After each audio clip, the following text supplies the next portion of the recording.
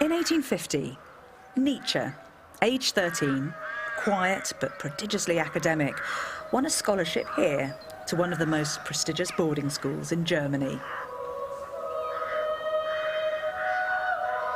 A former Cistercian abbey, Pforta would be the place that nourished many of Nietzsche's philosophical interests.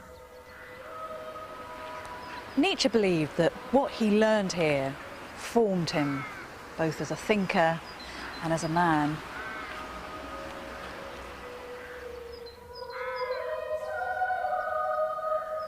Do we have any indication of what kind of a student he was? Whether he was good, whether he was happy here?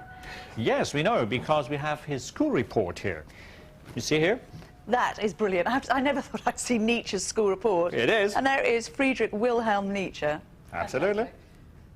You see here the different topics he was taught in. First, we have the religion. Yeah. And this is interesting, because you would probably not expect Nietzsche to be a brilliant student in religion, but he obviously was, according to the report here. He was excellent. He not only knew a lot about the main doctrines of Christianity, but he was also able to think and to write scholarly about these main doctrines of Christianity.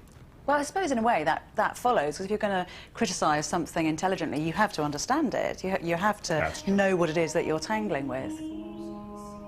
Christianity is important, but on the other hand, the other pillar is the antiquity. Latin and Greek, is this Yes, right here? that's Latin and that's Greek. Yeah. And these two topics played an eminent role here, because this school here was really based on this classical tradition. And here, Nietzsche's interest in the Greeks particularly grew. I'm slightly worried by French, but there's only one line. Yes, generally sufficient.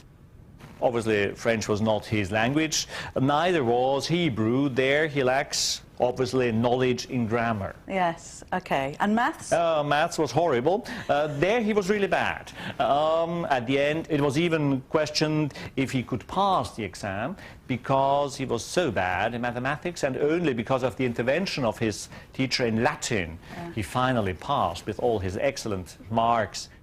And what's the general ethos of the school here? Because if it's basing itself on classical teaching, that's a lot about competition and striving and absolutely doing the best you humanly can. Yes, that's a good description, I think, because this school was really focused on excellence, was focused on building an elite.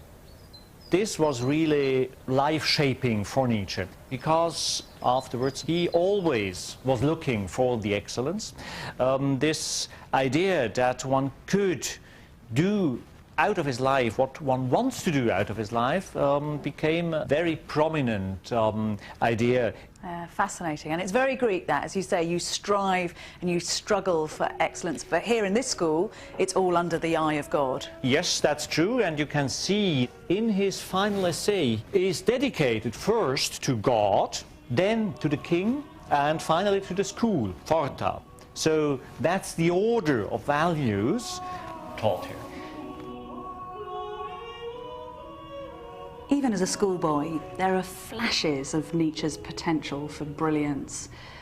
He was fascinated by religion, and leaving here, he was determined to follow in his father's footsteps as a pastor.